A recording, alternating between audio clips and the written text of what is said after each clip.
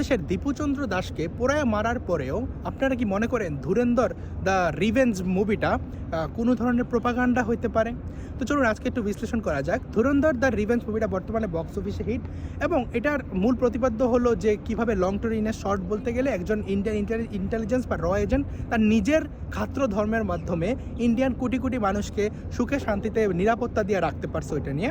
তো সেখানে বাংলাদেশের সাথে মানে আপনি রিলেটেবল হওয়ার জন্য কয়েকটা ঘটনা আছে। যেমন দেখেন, সেখানে মেজর ইকবাল নামের যে জঙ্গিটা সবচেয়ে ভাইটাল রোল প্লে করে, সেই জঙ্গিটা একদম চরম হিন্দু বিদ্বেষী। সে বলতেছে যে একটা দম্পতিকে পোড়াই দেওয়া হইতেছে সবার সামনে। সে বলতেছে যে তারা শিখ এবং তারা তাদের একটা জমি ছাড়তে চায় না আইএসের হেডকোয়ার্টার করার জন্য। তখন আমি তাকে গুস্তাকি রাসুল বা শাতিমে রাসুল বা ইসলাম অবমাননাকারী বলে দিছি, কোরআন অবমাননা করছে বলে দিছি, তাকে পোড়ায় ফেলছে। তো এটা কি দীপুচন্দ্র দাসের সাথে রিলেটেবল হয় না? নাকি এটাও প্রোপাগান্ডা? এটাকে আপনাকে প্রোপাগান্ডা বলবেন? দেন দেখেন, 26/11 যখন নিরীহ মানুষদের মারা হয় মুম্বাইতে, তখন তারা বন উন্নাস করতেছে, যেটা গাজওয়াতুল হিন্দ হয়েছে।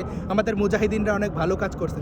তো এই যে গাজওয়াতুল হিন্দের যে কনসেপ্ট, আপনারা কি টিএমডি হ্যাশট্যাগ ক্যাম্পেইনের সময়টা দেখেন নাই যে কাফেরদেরকে হত্যা করবে, তাদেরকে কোপাবে, তাদেরকে রাখবে না, মহাদেবের একটা মাথা ভাঙা, ওপরে তাদের পতাকা উঠতেছে, আপনারা কি দেখেন নাই? তাহলে এই জিনিসটা কি প্রোপাগান্ডা? দেন যখন হামজা আলী মাঝারি মানে যে ইন্ডিয়ান ইন্টেলিজেন্সটা, সে যখন এই যে মেজর ইকবালকে মারতেছে যে জঙ্গিটাকে, তখন সে বলতেছে যে আমার রক্ত থেকে হাজার হাজার মুজাহিদিন জন্ম নেবে, আমরা ভারতকে দখল করব, আমরা হিন্দুদেরকে কোপাবো, হিন্দুদেরকে যারা মেয়ে আছে নারী আছে তাদেরকে গনিমতের মাল বানায় হেরেমে বেচা দিব। তো এই ঘটনাগুলো কি আপনারা এই যে গান শোনেন না যে বাংলার মোল্লা ফালাও মালুর কল্লা বা হুশিয়ার মুদির ছেলেরা লাহিলাহা ইল্লাল্লাহ, লক্ষণ সেনের সন্তানেরা লাহিলাহা ইল্লাল্লাহ, গান কি শোনেন না যেখানে হিন্দুদেরকে ক্রমাগত থ্রেট দেওয়া হয়?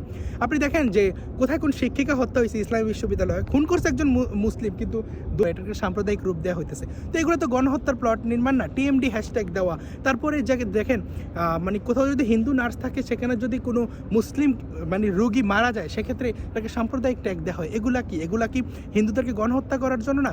সেখানে মেজর ইকবাল একটা কথা বলছে যে হিন্দুদের রক্ত আমার খুব ভাল লাগে, যতক্ষণ এটা খুন ঝরে, সেখানে রক্ত ঝরে, সেখানে আমার অনেক ভাল লাগে। তো এই যে মেজর ইকবালের যে কথা, সেগুলোর সাথে এই সাম্প্রদায়িক প্লটের পরে যে গণহত্যার প্লট, এগুলোকে আপনারা দেখেন না? যেখানে মানুষ প্রকাশ্যে বলতেছে বাংলাদেশে যে দেখেন, মুসলিম ভাইরা যাই করুক সব কিছু আমাদের হিন্দুদের উপর চাপাই দিতে হবে। আমি কমেন্ট বক্সে দিয়ে দিব যে এমন বলতেছে কি না। এই যে protect our sisters, defend our sister, এগুলো আসলে কী কাজ করতেছে? তারপরে কি ধুরন্ধর টু প্রোপাগান্ডা? আপনি বাংলাদেশে হিন্দু হিসেবে এটা রিলেটেবল করতে পারলে, যদি পাকিস্তানের সাথে ভারতের সম্পর্ক আরও খারাপ, সেখানে তো আরও জিহাদি গ্রুপ আরও বেশি, তো আপনারা কি এই জিনিসটাকে তাও প্রোপাগান্ডা বলবেন? এটা দেখেন, দেখার পর যদি আপনি বাংলাদেশি হিন্দু হিসেবে রিলেট করতে পারেন, সেক্ষেত্রে আপনি পোস্ট দিবেন যে হ্যাঁ এটা রিলেটেবল, এটা কোনো প্রোপাগান্ডা না।